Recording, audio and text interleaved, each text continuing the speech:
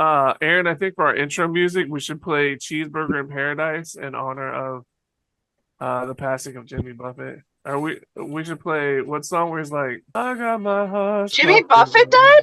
Yeah. Yeah, yeah. Okay, I've been at lunch/coffee for the last like 3 hours. So did that just happen? This That morning I happened woke last up night. to it. Yeah, last night. Oh Yeah. shit. Okay, all right. You should have eaten at Margaritaville. I should have had a margarita is what I should have done. Hey, we So- should play if you like Pina Colada, because it's not a Jimmy Buffett song, but everybody thinks it And then we're just like, rest in peace, Jimmy Buffett. You were a real one, man. This one's for you, bro. We know you love those fucking pina coladas, man.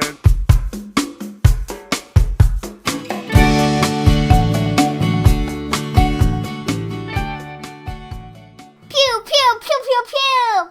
Hello, everyone, and welcome to the latest episode of the ToyBoyz podcast. My name is Chad, and I'm here with Chris, Eric, and Jared. Avery is out on assignment. ToyBoyz, assemble. Gentlemen, how goes it? It's going well. Yeah, things are good. Good. High energy today. A lot of high energy. So I believe Avery is actually, he said he was traveling back to the United States right now, which is amazing. He's been in Kuwait, so we've been waiting for him to get back for quite some time. So hopefully now that means he can join us on a regular basis. So it's not just our four faces. We'll be able to change it up a little bit and have Avery starting with us after this. So let's start with some big news. Chris, I know we were talking about PowerCon reveals. What'd you see? What'd you like? What do you think? Well, the one thing that I really liked, which I've been talking about so many times already, is the ramen toys.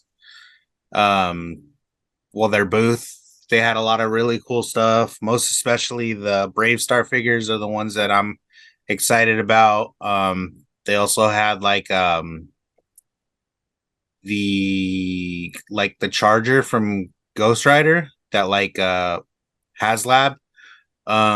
They weren't able to get crowdfunded, so they kind of picked up the slack and putting out their own version, which is cheaper than the Hasbro one, which is also something that they're gonna consider doing with the Turtles lair. I don't know if we're gonna talk about that later or you want to just get into it now, but yeah, I thought their booth was really cool. From the pictures, I didn't go, but they had a lot other. They also had some Masters of the Universe figures, and some.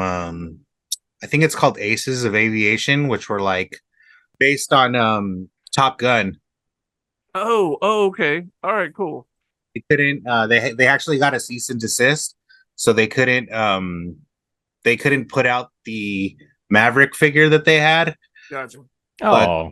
But they made it so that they found a little loophole where it was if you buy all three figures, you'll get a extra head, like the Maverick head, as a gift, along with the helmet and the stickers.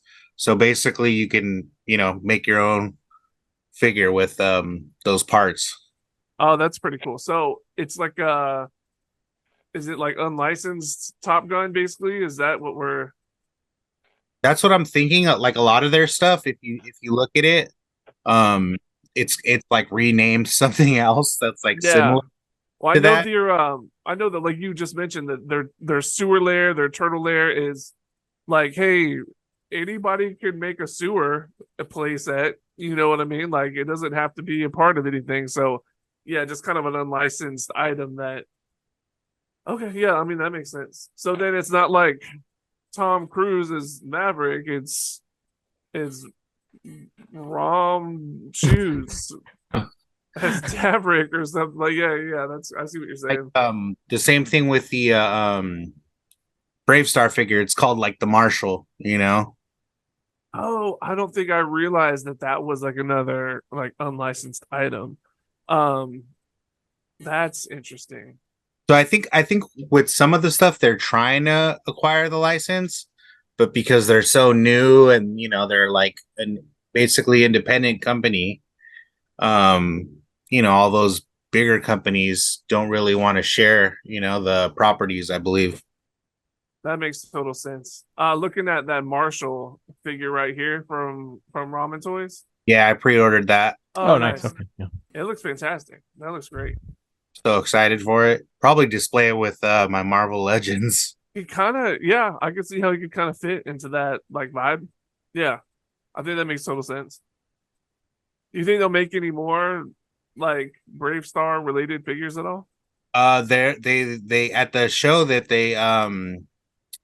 they showed like the sculpt for 3030, the horse. Oh yeah. So it was unpainted, but it looked really awesome. It was scaled properly, and it looked really cool. So hopefully they kind of continue with that line, and they make what is his name? Tex Hex, I think.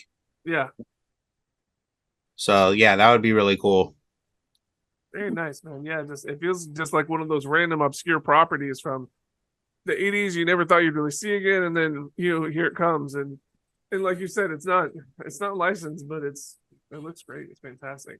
I think one of the PowerCon reveals that we were laughing about before we started was the Dino Riders homage. Creative Beast Studio, and he's all, this guy's all decked out. Looking at it, I'm not sure if like all the paint apps and stuff are finished, or if there's going to be some kind of decals, decals if you're Canadian. Yeah, but I don't think that model's fully painted. That's a pre-production. Yeah, I think yeah. I'm gonna guess it's it's just not ready.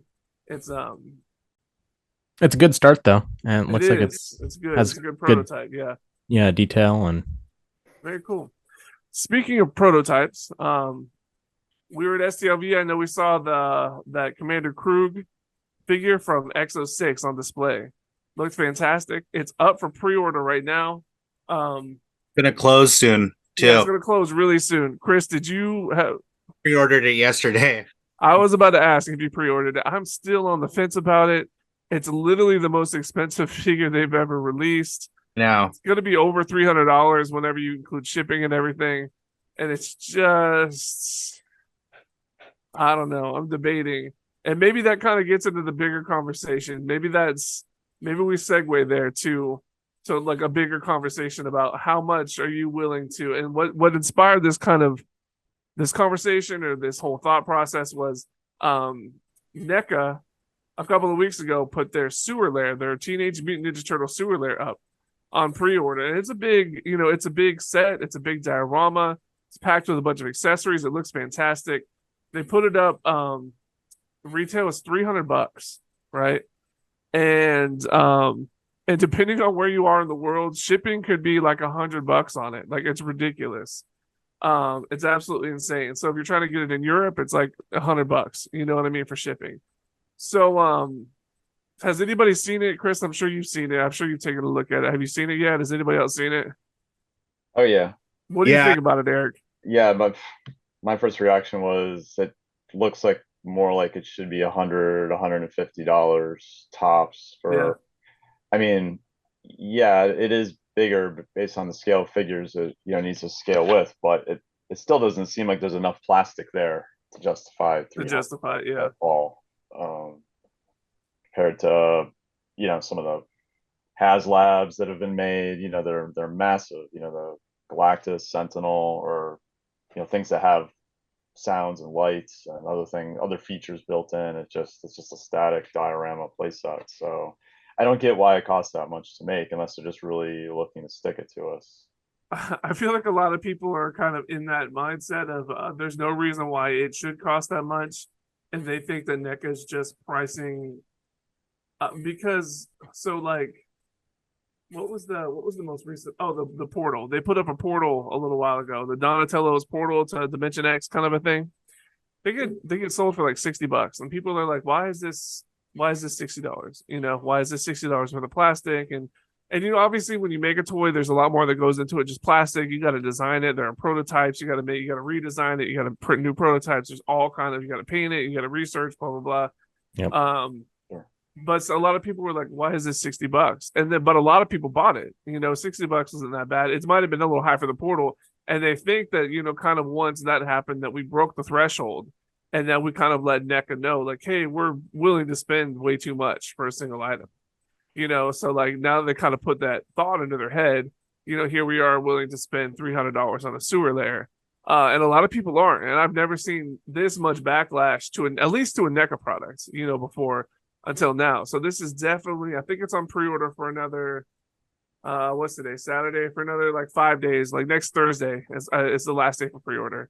So it's still out there, and from what I understand, if it doesn't perform well enough, they're not going to complete. There's supposed to be, I believe, 2 more rooms. What was supposed to be Donatello's, his like lab, and then maybe there's going to be like a kitchen. There's going to be like 3 total rooms, I believe, but they might not complete them if they don't get enough pre-orders here. So, I guess ultimately, just in your opinion, guys, like we could just go around the room with this one. Like, what's the max you're willing to spend on a single item? And I know that kind of depends on a couple different factors.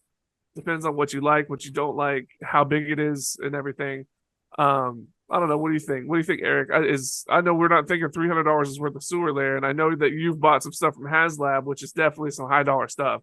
So, just what's a good ballpark number for you? Like, where are you like, no, this is too much. I'm gonna have to call it quits on this.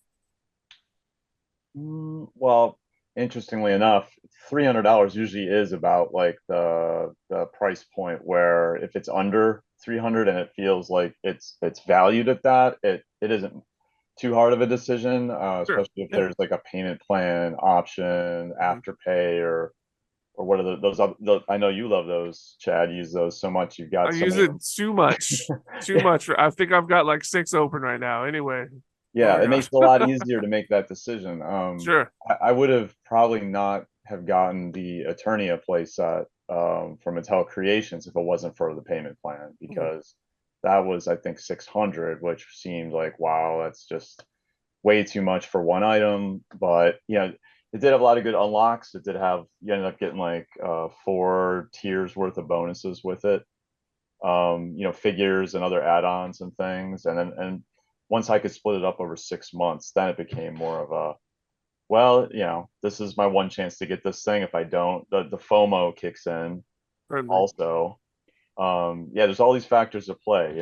How is it priced, but what are you getting for the price? Do you think you could ever have a version of this from some other means, or is this it? Is this your only shot at it, and that's it? So I took the plunge on that one, even though like Masters of the Universe and He-Man is probably, it's not even like the top thing I collect. It's probably like my 4th favorite thing that I collect after, G.I. Joe, Transformers, and Star Wars. So, but yeah, I don't know. It's hard to say just there's one number. There's Lego sets that go higher than $400, Definitely. $500, $600, for the ultimate collector Star Wars ones. And I've bought a couple of those over the years. So I don't have an easy answer on it. I feel like there is no easy answer really, because like you said, there's so many different factors of where does it fall on the scale of stuff I like to collect? Is it something I really like? You know what I mean? Like how much plastic is put into it? How big is it? How, so it all factors in. Yeah. It's kind of more like even just like a gut check reaction of, do I feel like they're trying to screw us, or is this fair? And that, you can't really put a number on it. It's just more of an evaluation of each item. Like the Haslab Rancor, Star Wars Haslab that they had earlier this year. The immediate reaction from everybody was, there's no way that's worth $400. Like it has no sounds. It has very limited articulation. It was just like, what are you thinking? So that thing failed miserably. And same thing with, you mentioned the vehicle. I forgot which one. It was a Haslab Marvel. The Ghost Rider. Yeah, that one crashed and burned because people were just like, look, I've seen other vehicles from other toy companies and they don't cost anywhere near this. Like, what? Did you pre-order the Ghost from the Ghost ship from Star Wars? Well, it's funny you mentioned that because I put it on the list of topics for today, and I put the Ghost. Is it worth it? The conversation starter that I was thinking of was, I'm really on the fence on that one because the Razor Crest, which was just a year or two ago, was 300, and it's not that much bigger than the Razor Crest. So how do we go from 300 to 500 in just like a year and a half? I So gotcha. That's the Star Wars vehicle we're talking about.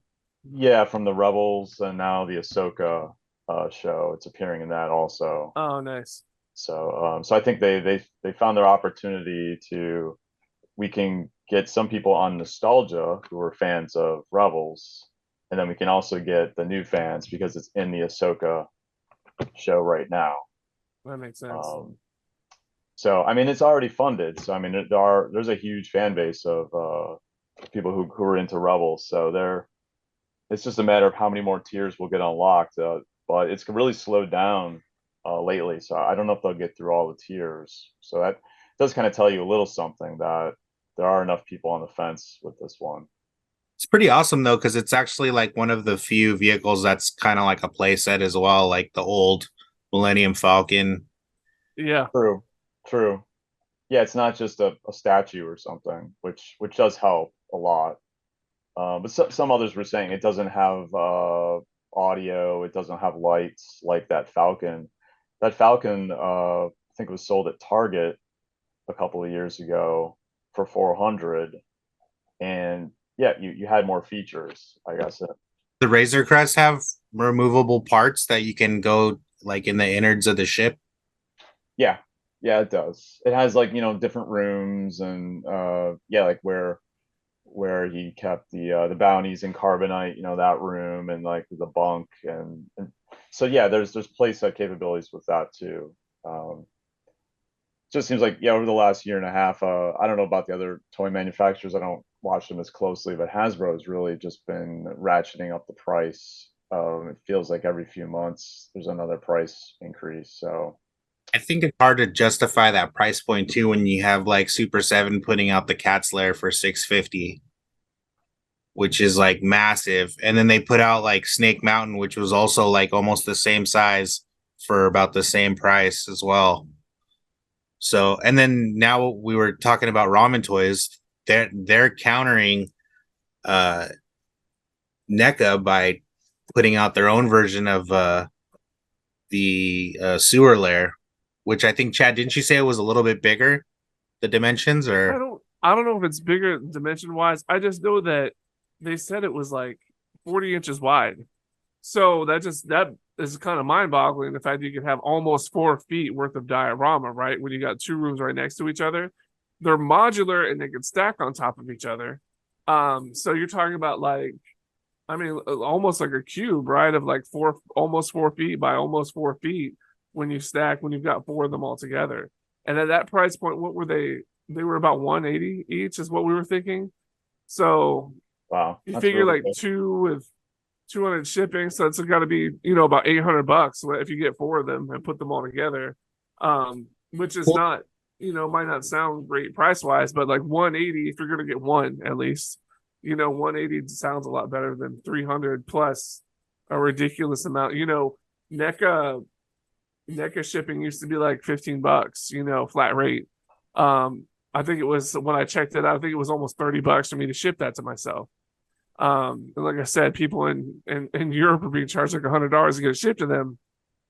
So 180 actually doesn't, and it looks great. It doesn't look like you're missing out on anything really.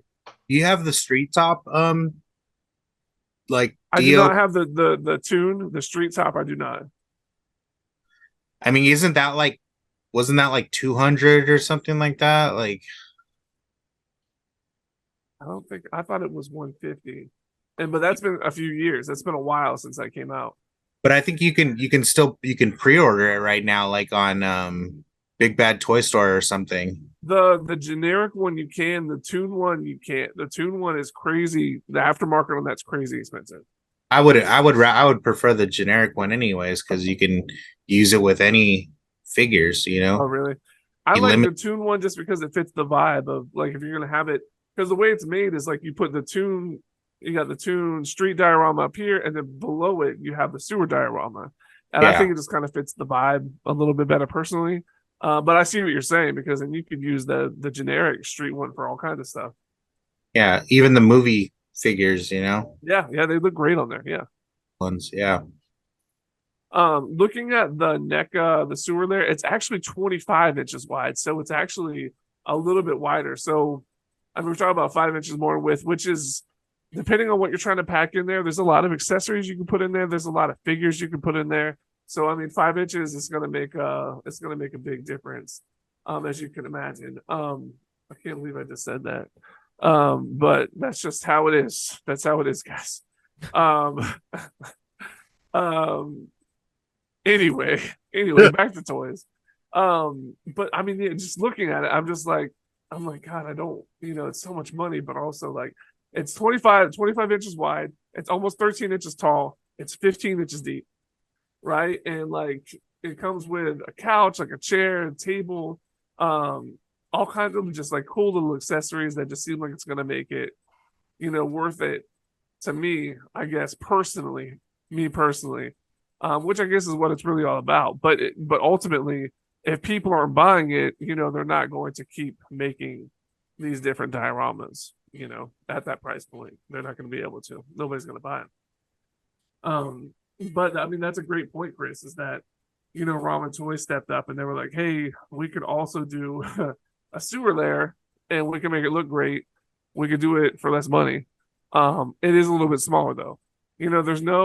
You can't license a sewer, you know what I mean? Like it's just a living room that somebody built in a sewer. It doesn't have to be Teenage Mutant Ninja Turtles. It could be anybody. You could put, your G.I. Joe. You could put your Barbies down here. That'd be a little dope Barbie's sewer dream house.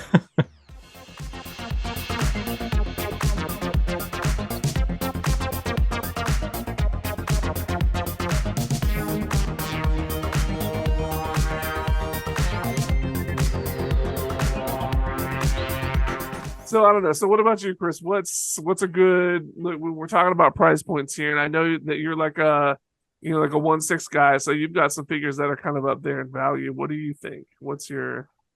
Yeah, I mean, even though like I do have some figures that, I mean, even the Krug, that one's like $300, Yeah. and I was on the fence about that one for a while, but I didn't want to have that same FOMO I have with the Locutus. Locutus, yeah. So I just pre-ordered it, but I mean, I still have to like kind of budget. Like when it finally drops, I don't know if I'll have like the money readily available. I get paid weekly, so I could probably like, when it comes out, I could get it on the following week because they give you about 2 weeks, to pay your thing. But I have to pick and choose. I don't have an unlimited cash where I can just buy everything I want. Yeah. No, I mean that's just the way it is. Like we all have to, kind of budget a little bit and figure out what we can get, what we can't get. I was considering getting that cat slayer because I felt like the price was so good, and it's the 650, yeah. I had as a kid. Like I had that playset, and it was one of my favorite playsets. Yeah. I don't have the room for it, but I was like, man, 650. That's like a great price for what it is. Like I would love to just own it, and then I was like, well, then if I buy that, then I'm gonna have to start buying the Thundercats figures, which are like the Super 7 ones some of them are pretty pricey right now. I've been looking at Super 7 stuff. I was looking at some yesterday because I was just curious as to what, if they had any more information on the Star Trek line, the Ultimates line, I'm not a big fan of their reaction figures, those little 3 and, those little 4-inch figures or whatever. Yeah. They're cool, but they're just like, they look too cartoony. Like they don't look like the old Kenner figures. The little. Yeah. I wish they would have more of that retro style as opposed to like an animated kind of look. I agree. One of the only reaction figures I ever bought was the taxi driver figure, because I was like, when are you ever going to have another opportunity to have a figure of Travis Bickle? so I bought that one, but that's otherwise, yeah, they're not so great. I have the Beastie Boys ones, like the Intergalactic. Oh yeah. And Sabotage ones. And then there's like a couple other ones I have. Like I have Czarface, which is like a hip hop rapper. Nice. So Jared, what about you, man? For me, I think there are two main factors that go into play for me. Yeah. I would say the primary one is nostalgia. Like if it evokes that, like, oh no, I have to have that. Yeah. That reminds me of my childhood, brings me back. I'm very nostalgia oriented in that way. And then the second one would be the price point, obviously. Yeah, and it's really hard to put down an actual dollar figure, simply because for me that nostalgia factor, I'll pay a lot of money to satisfy that. So I'll pay a lot of money to satisfy that. I'll be honest. I went ahead. I bit the bullet on the turtle there. I got one. It'll be here one day. You know how pre-orders are. I'll get it 10 months from now if I'm lucky. So that's just how it is. It would be nice if they re-release that Toon Street top diorama, because it's supposed to go like right on top. It'd be great to have kind of both and put it all together. We'll just kind of see how that goes. Speaking of NECA things and Teenage Mutant Ninja Turtles and things that I also spent too much money on, the Turtle Van is going to be shipping here within a month or so. A lot of controversy of that when it first came out. A lot of people didn't like the way it looked, but now that it's got an updated look, people are really enjoying it. Chris, was that you that added this to the agenda for today to talk about? I actually did. Oh, nice. Very cool. Yeah. I saw an article, I forget where it was, but it said, yeah, it will be shipping in a month or so. So I was like, oh, I better add that on. I think it looks cool. I mean, oh no, it's great. There was the biggest complaint when they first were like, hey, we're making a turtle van, was it was this like huge hump in the back of the van. And a lot of people were like, what's that about? This isn't cartoon accurate. But like, you ever watch an 80s cartoon? Have you ever actually seen accuracy in an 80s cartoon? Because depending on what scene and who drew it and where it's at, it's going to look different in some ways. So there are some scenes where there's this huge hump in the back of the van in the cartoon. It's just, we tend to remember things the way we want to remember them. You know what I mean? So I also think it looks great. They retooled it a little bit. They brought that hump down. It's looking good. I'm looking forward to it. I've got 2 on the way. I'm going to do the classic. I've got one for me and then one that I'm going to sell, most likely. And yeah, I think it looks good. I know Super7 has one out there. That's, I want to say it's like in the $500 price range, and it looks fantastic. It looks great, but it's definitely, on the more expensive side. That being said, those Super7 figures, and maybe Chris, was you about to mention, is how much bigger they are. They're really, really big, hefty, tall figures. So you would need a turtle van that's gonna, accommodate the size of those figures for sure. I thought they were the same scale. I thought maybe the Super7 one was just more detailed or had more. No. It's literally if you've never seen like a Super7 Teenage Mutant Ninja Turtle figure before, they're huge. They're big. If I can think about it, I'll try and do try and find a size comparison sometime just so you can see between that. And I didn't realize the difference myself until I went out to a toy show one day and I was like, oh man, this thing is massive when you compare it to I want to say I saw a Baxter Stockman figure, like the Super7 next to a NECA, and I was like, oh, that really is a big difference. Bebop and Rocksteady are like huge. Yeah, man. Yeah, for sure. Speaking of that, I know this isn't super toy related, but kind of toy related. Chris and I saw the Mutant Mayhem movie in theaters while we were in Vegas. Did anybody else watch it? Not yet. You guys got to see it. That's a funny movie. You guys got to check it out. We took a picture, but maybe we could add that later. I don't know. Oh yeah, we should. Yeah, we'll send it to you, Aaron. The narrator's like, and Aaron never received that picture. Yeah, I thought it was really good. I liked it a lot. I thought that a lot of people are kind of upset about it, or they said that they hated it, but I think they did something really good with it. They explored parts of it that I think a lot of the other series didn't really do. And I thought Ice Cube's character Superfly was really a cool addition to the cast. And the music was really good. I like the animation. I thought it was great. I agree. Basically everything you said. Ice Cube as the villain was perfect. He was kind of like this perfect mixture of hilarious, but also kind of sinister. And you could see how that could be kind of scary a little bit as a character, as a villain, as a foil to the Turtles. It didn't too gimmicky either. You know? No, it seemed really natural. I agree. It actually did. It did seem pretty genuine. When he was calling like y'all some little toyduses. Like it was just something very just funny, just really funny, but also I don't know, really good about it. Paul Rudd as Mondo Gecko is just the best. Like there was some of the best voice casting I've ever heard in my life. Yeah, there's a lot of people out there who hate it just because that's the way people have to be. Like, you gotta hate something just because it's different than what you grew up with. Yeah. But yeah, man, I loved it. I know we both really enjoyed it. I was just curious. I know there was a lot of toys out there that they made for it. The turtle van they made for Mutant Mayhem, that Playmates made for Mutant Mayhem, was one thing I loved about it was, in the original turtle van, it has that gunner seat that pops out on the side. This one has a gunner seat that pops out on the side, but then it has the pizza thrower. So there was like an old school pizza thrower. Like that was my favorite vehicle as a kid, was the pizza thrower. Like it would just have like a little wee, like you would turn it on and start shooting pizzas at everybody. It was amazing. I loved it. And so the fact that this kind of combines those two, you get a little pizza, like you're shooting pizzas at everybody. That's just, for some reason, I love it. It's just one of my favorite. I haven't got one. I might still get one. I don't know. The only things that I bought from that Mutant Mayhem Playmate series so far is that 4-pack where it has the Donatello Spock, they're all their different costumes or whatever. So yeah, it's pretty dope.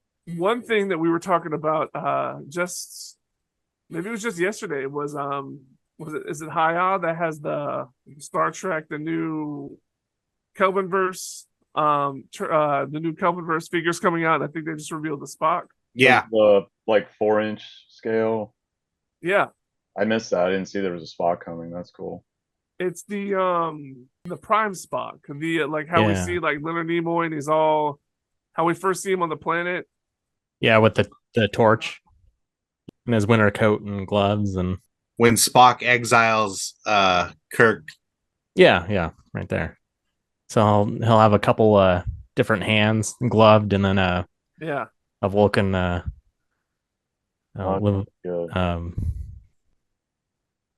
also a hood or a I might if I don't get this whole line with, I think right now all they have is Kirk, Spock, McCoy, and then this Spock, this Prime Spock. If I don't get all of them, I would probably at least get this one. You know what I mean? I just really like the way it looks. I don't know, the torch is cool. Yeah, I'm a fan of it. I can get one of these. I can do that. If I knew that they would be continue the line and then that they would do other Star Trek figures like Deep Space Nine and all that, then I'd be all in on that whole thing. One thing that looking at it right now that I'm not a huge fan of is it is like $25 for that figure, for a 4-inch figure. That does seem like a little much. I would do it if I liked it enough. This kind of goes back to how much you're willing to spend. As long as it looks this good in person, then I'm willing to spend $25 on this. But it goes back to what Chris says. Chris was saying as well, because it's so strange that they're starting with Star Trek 2009, right? Because I mean, I don't know if this is like the most popular, line to go. A lot of us love the movie. A lot of us love those 3 movies and the JJ verse, and some of us are holding out for like a 4th movie to come out. But I mean, is this line going to be popular enough to, to kickstart a Star Trek franchise with like a Star Trek license with them to make it worth it? Because if it does, then you're right. Then we could get TNG and TOS and DS9 and Voyager. We might be able to get Strange New Worlds, Discovery, Lower Decks. Those would be amazing. Like a 4-inch, like Lower Decks figure. Yeah, that'd be fantastic. Definitely an interesting decision, because you would think they maybe would have come out of the gate with Strange New Worlds, since that is like the hot show that everybody is really excited about and has been doing really well. Agreed. It's kind of strange, and it's like they went for, I don't know, trying to put their foot in both worlds or something. Instead of going original series, or instead of going with the latest and greatest, they're picking something in the middle. Yeah. When Diamond Select started the 6-inch Star Trek figures, they did original series, but they also did Enterprise like almost immediately after, because that was what was on, in the early 2000s. So that kind of made sense. Like, get the new fans, get the old fans. So yeah, it's kind of a weird decision. I agree. Jay, were you going to say something? Oh, I was just thinking, I wonder if there was some sort of licensing issue with it. that could be it. It might have been easier to get this license, or it could very well Cheaper. just be a licensing thing. You might be right about that. Yeah. Movies versus TV might be two different sets of rights. I'm pretty sure possibly. it is. I'm pretty sure because it used to be two different companies. It used to be Paramount and Viacom, right? And then I Yeah. think they recently came back together. That's some people's introduction to Star Trek too. If it did introduce you to Star Trek, or if those were the only 3 movies you saw, at that point when they come out, those movies are like 15 years old. You know what I Yeah. mean? And not that means anything to Star Trek fans, because we've been watching since '66. But like Mackenzie and Star Trek Watch Party, that's how she got into Star Trek. Was JJ Trek. So I think it'd be great if it sold out well enough, and they're like, yeah, we're definitely going to expand this. You're going to see some figures from Star Trek Beyond, which was probably my favorite of those 3 movies. If they got into Strange New Worlds, that would be amazing. I know Strange New Worlds, I don't know if you guys saw this, but it's been in like the top 10 streaming shows the last several weeks, it seems like. So it's really kind of broken into that, really. It's an insanely popular series, and it'd be great if it continued and we got some legitimate merchandise out of that. We know we're going to get it from X06, right? But not everybody's going to be able to spend $200 on a Captain Pike figure. But if it's $25 on a 4-inch figure from Haya, then you might be able to do it.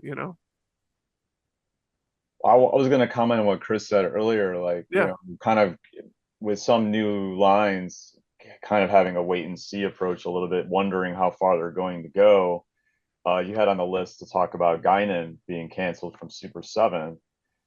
I found that to be hugely disappointing because the fact that she was one of the launch figures gave me great hope that they were going to continue on and do some characters that you haven't gotten, 20 times before. Like we've had so many Kirks, so many Spocks, and so on, so many Picards and Rikers and Datas and everything else. But to get a Guinan or to get other secondary characters, or alternate outfits or whatnot, or maybe some of the Playmates figures obviously had so many that they could do these one-off characters that were in one episode kind of things, which was awesome. Yeah, have those kinds of characters in like a 6-inch line would be great. So to me that was kind of a huge blow to it. It kind of took some of my interest out of it. I even contemplated just canceling the rest of my pre-orders and thinking this line is just going to be just the same characters we've had so many times before. Yeah. Super7, we know you're watching. We're very disappointed in you. we are. But I think that kind of goes back to what we were talking about with the sewer layer, is that like if the pre-orders aren't there, then we're just not going to get, you know what I mean? We're not going to get everything that we want, basically. So I don't know. That's why they canceled it, right? They said there weren't enough pre-orders. Correct. Yeah, there weren't enough pre-orders to continue on. But yeah, no, it's a great looking Spock figure from Haya, and I'm kind of hoping that they continue that line. They continue that line for sure. One company that is just growing by leaps and bounds, and they are getting licenses to make stuff, is certainly the Nacelle company. They sent out an email, and I saw like on the headline they were calling themselves the Nacelleverse, which I honestly love. I think that's such a cool name for your company, just like to kind of brand yourself and all of the different properties that they're picking up. I saw that they have the Great Garlu is going to be something that they're releasing. We could talk about Garlu in a minute. And Cowboys and Moo Mesa, which I was a fan of when I was a kid. They showed it off at Comic-Con too at their panel. I think that was the first. Or wait, maybe I'm wrong. I think PowerCon might have been the first time that they mentioned that they were getting that license. Yeah, I think it's on the Nacelle site there. But yeah, that's one of the things that really I collected those figures as a kid, but it really bothered me that they didn't look like the cartoon. They were like in this weird kind of like squatting position, and they were like, yes, yeah, that drove me crazy too. Yeah. No, I hate it for the same reason. I really like the cartoon. I would watch it all the time. It's interesting. They're going to be actually relaunching a new animated series to go along with these toys. Yeah. Oh, really? I hope they don't, bite off more than they can chew, because it would be a shame for a company like that to, not be able to continue. Yeah, I think we all kind of worship at the altar of Brian Volkweiss, the guy who started the Nacelle company. He's made some great documentaries about, the toys that made us and a toy store near you and the movies that made us. He's made some great stuff. And the fact that he's almost got like the dream job, right? Like now he's making toys and he's making like toys that he's bringing back from the 80s, plus the cartoons that are associated with those toys. Like, I mean, you can't beat that. You can't beat that with a stick. You know what I mean? He's kind of got the dream job, right? Yeah, I think it's gonna be dope. He's also got RoboForce, I know, that was coming out too. Yeah. They were announced at the same year that Transformers was announced. So RoboForce was supposed to be the next big thing, but then Transformers got announced literally at the same toy expo, and just got drowned out by Transformers, unfortunately. So it's really cool that they're kind of getting another time in the sun a little bit, thanks to the South Company. Yeah. Them really digging into this high nostalgia factor this nostalgia wave, really, that everybody's riding right now, including us. So, Chris, what's going on? There's this company that called Big Chief Studios, and they do a lot of the 1/6 Doctor Who figures, and they're based out of UK, and they have like a lot of those licenses. They were doing like James Bond, and they did Flash Gordon, and they did Thunderbirds, that old TV show, and they were supposed to release some Laurel and Hardy figures also, but a lot of people lost a lot of money in pre-orders. Like some people lost like thousands in pre-orders because they just went under. They even offered this one pre-order where it was like, I think it was like 1,300, but it was basically you can get all 4 Doctors, 9, 10, 11, and 12, and you could also get them individually, but they made this thing where it was like, oh, if you pre-order all 4 of them, you also get like the K9 figure that was in production as well. So a lot of people pre-ordered that 4-pack, as well as other pre-orders that they had, like other James Bond characters or Thunderbirds, or they actually just released some Peaky Blinders figures based off that show Peaky Blinders. Oh yeah, on Netflix, yeah. Actually, the last figure to go out from their company. Yeah, they announced it like a month ago, I believe, that they're going bankrupt and they can't produce any more stuff, and they're not going to be able to honor any more of their pre-orders. So that's like, it's not a good thing for anybody. I think it's really unfortunate for them, for the customers, just for the hobby in general too. And you said that's a British company? Big Chief was a British company? Yeah, I believe they're based in the UK. Okay. Because I was just thinking, because Eagle Moss was also based in the UK, wasn't it? And Yeah. Right, they went under fairly recently. I know a lot of their stock, or maybe all of it, from Eagle Moss was acquired by Master Replicas. And Master Replicas has been putting that out online, like in special, kind of orders that you can do. I've seen the Cerritos from Lower Decks, like the really nice, the XL version, the really big one from Eagle Moss, and a bunch of other ships hard to come by, for really good prices on there. And I don't know. I wonder if Big Chief has any stock at all, and if so, like, is it going to end up? Because Master Replicas is another, UK based company, so I wonder if they're going to acquire any of that stock. It's just really unfortunate, man. I just can't believe all those people lost their money. Basically, is all I can think about. I mean, that's an expensive pre-order there for the 4-pack. Have we ever heard of anything more expensive for a pre-order? I mean, that seems to be not personally. No, not I said the cat. Oof. 2 weeks ago, they were still taking money from people. Yeah. Oh, really? Yeah, that's not good. Do that when they knew that they were going to go out of business or that they were in trouble, But I wonder if there's any recourse for that. Can people do anything about that? Apparently, in the UK, after like up to like 6 years, you can like if you pay with your credit card, you can get that money back. 6 years. Oh wow, Yeah, that's generous. Well, that's probably a EU regulation, I would imagine. So, I think one of their problems though is like the 1/6 scale figures. A lot of that stuff is made overseas, like in China, in factories and stuff. they're sending like samples and stuff over there, and then they have to wait for it to come back Mhm. and approval, or and then also the pandemic. I don't think that really helped. Never done. No. Yeah. No. Yeah. But that's one thing that I think X06 has a good thing going for them, because Nanjin is like, he's able to communicate with those people in China, and because I think they have their own facility that he's able to like be more hands-on. He can go over there, he can communicate. He's like very well invested in it, like as far as like he's a fan of it. Mhm. So yeah, so they have the upper hand on that. So I think there's not a lot of middlemen. Yeah. I think we need to bring toy factories back to the United States. That's what we Yeah. need to do. Make them right here. Good old US of A. I mean, they'll probably fall apart, but whatever. It's not about.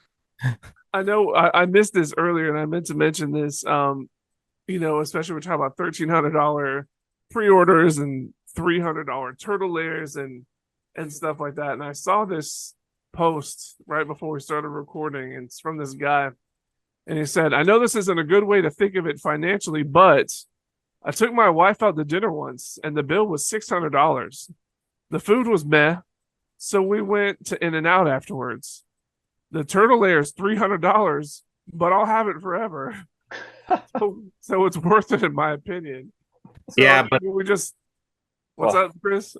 I was gonna say a dinner is something that's gonna impress your wife, and she can tell her friends about. Not like a turtle lair where it's like, oh yeah, my spent $100 on a turtle. That's probably more something she'd want to keep a secret. Yeah, probably so. Like, hey, honey, look what I spent $300 on, or $350 after taxes and shipping. Well, I was having a conversation with one of my non-toy collecting friends, who can't believe that some of these things cost as much as they do. But, my counter argument was, well, some people collect guns. Yeah. I mean, Yeah, one true. gun is going to be $1,000 easy. Yeah. Or like sports memorabilia, or I mean, lures and stuff like that. Yeah, I think Chris mentioned cars too. I mean, it could be worse. We could be collecting antique cars, right? Like that could be, In some places, men collect women as objects. Sickening. Yeah. So we're doing better than those guys. Basically, is what we're saying. Yeah. We're a feminist podcast. Okay, we support all women. 100%. 100%. Aaron, please edit this out. So.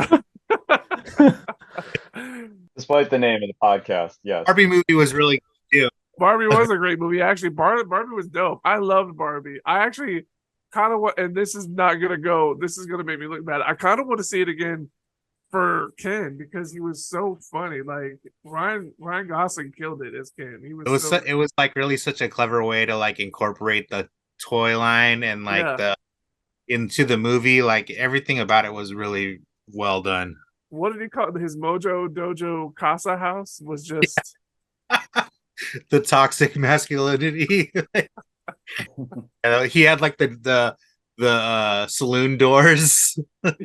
everything about it.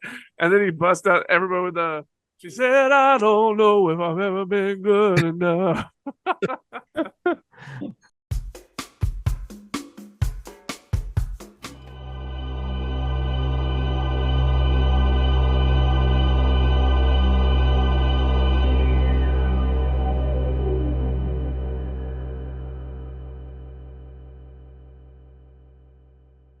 Pew, pew, pew, pew, pew. Please let Eric know that I'm not speaking to him directly right now. So if someone could relay that message to him. Is that how we're going to do the whole show? Please let Jared know that I'm not speaking to him as well right now. This will be a great podcast. So you're not speaking to Jared or Eric. So everything you have to say to them, I have to be related to me. It's so great. Hey, you know what Aaron's favorite Jimmy Buffett song is? Come Mooney, it'll be all right.